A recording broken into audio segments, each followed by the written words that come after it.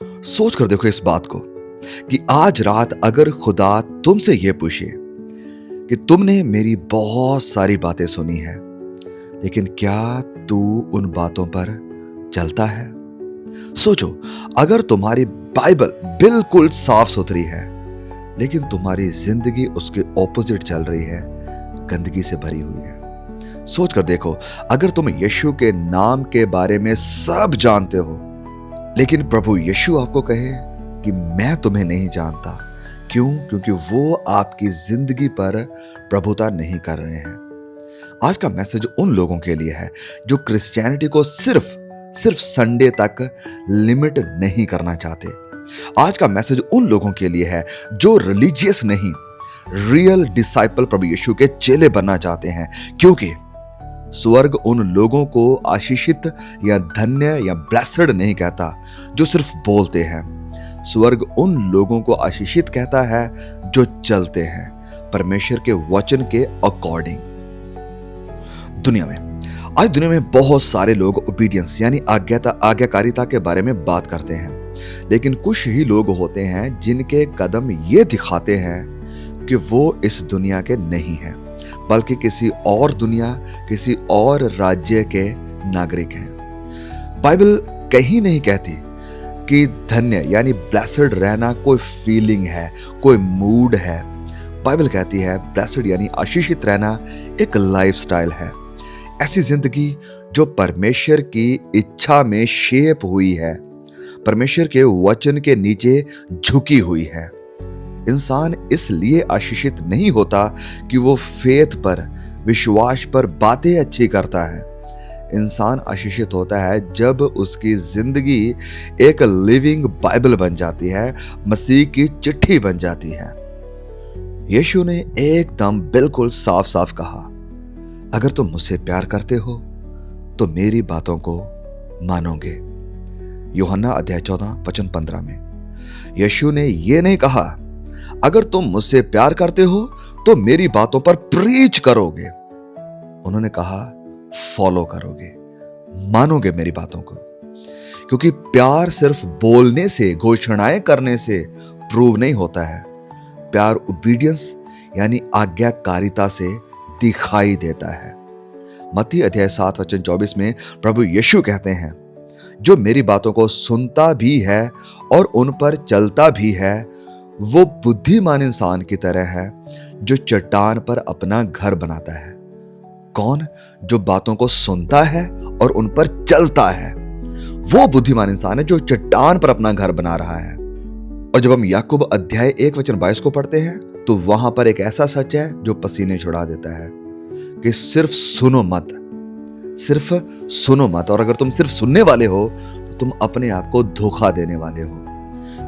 एक आशीषित जिंदगी, एक मुबारक जिंदगी सुनने में नहीं है, एक मुबारक जिंदगी सुने हुए को जीने में है। एक आत्मिक इंसान, एक धर्मी इंसान परफेक्ट नहीं होता, यह बात क्लियर है, लेकिन उसका रुख बाइबल की तरफ होता है, उसका रुख मसीह यीशु की तरफ होता है। जैसे प्लांट सूरज की तरफ मुड़ता है, बिल्कुल वैसे ही वचन उसे गाइड करता है, स्पिरिट उसे करेक्ट करता है और पश्चाताप उसे शेप करता है।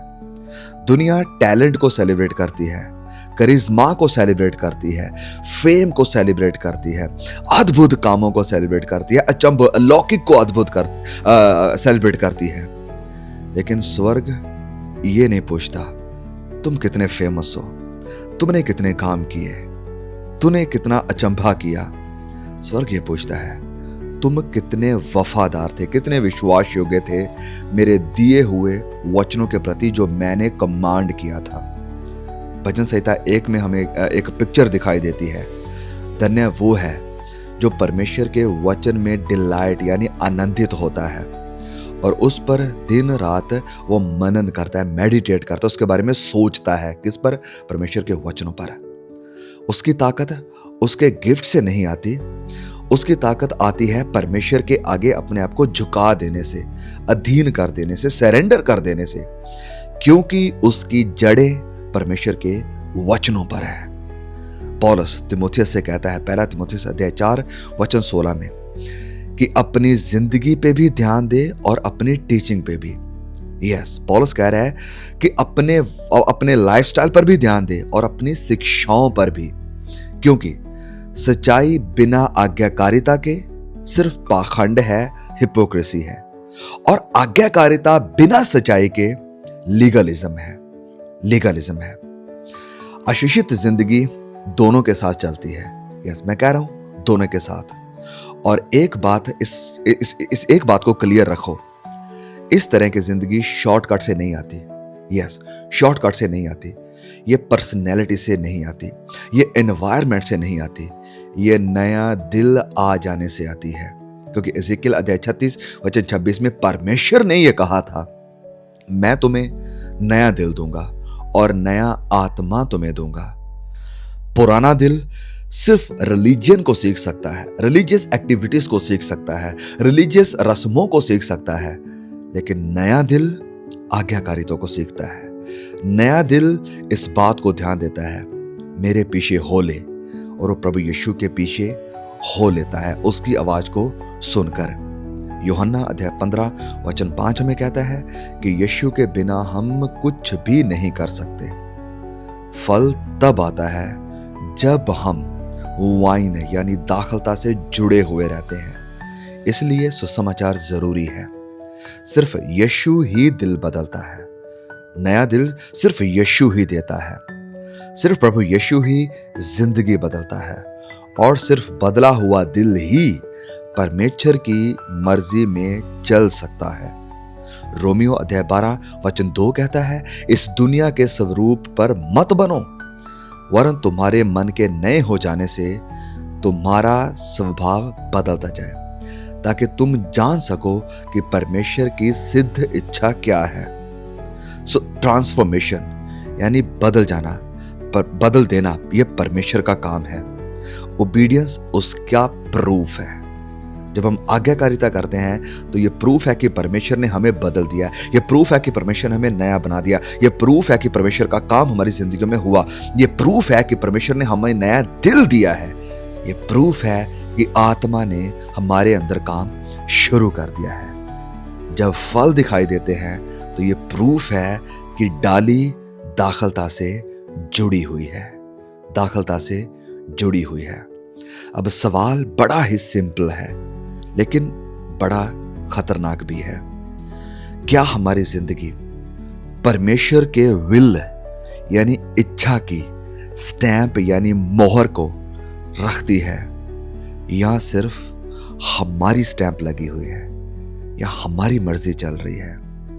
जब लोग हमें देखते हैं, क्या वो बाइबल का इफेक्ट देख पाते हैं या दुनिया का इफेक्ट देख पाते हैं? मेरी इस बात को बड़े ध्यान से सुनो। ब्लेसड यानी आशीषित लाइफ कोई कॉम्प्लिकेटेड नहीं है। वो ऐसी लाइफ है जो परमेश्वर के वचन के आगे झुकती है, जो परमेश्वर के अनुग्रह में आराम करती है, जो सिद्धांतों को संभाले हुए रखती है और कैरेक्टर भी, और यीशु को सच्चाई से फॉलो करती है। बाकी सब सिर्फ रिलीजन है, एम्प्टी रिलीजन, खाली मजहब। सिर्फ वो ओबीडियंस जो नए दिल से आता है, ये प्रूव करता है कि इंसान ने सच में जिंदा खुदा से मुलाकात करी है, जिंदा यीशु का सामना किया है। मैं पूछना चाहता हूं कि आपकी जिंदगी में आज्ञाकारिता दिखाई दे रही है या सिर्फ बातें दिखाई दे रही है? अपने आप से सवाल को पूछे, अपने आप को परखें, अपने आप को जांचें, क्योंकि वचन कहता है टेस्ट योरसेल्फ। अपने आप को परखो कि विश्वास में हो या नहीं। इस वचन को शेयर जरूर करें और भाई बहनों तक पहुंचाएं, और मैं आपसे दोबारा मिलूंगा। जय मसीह की। Praise the Lord.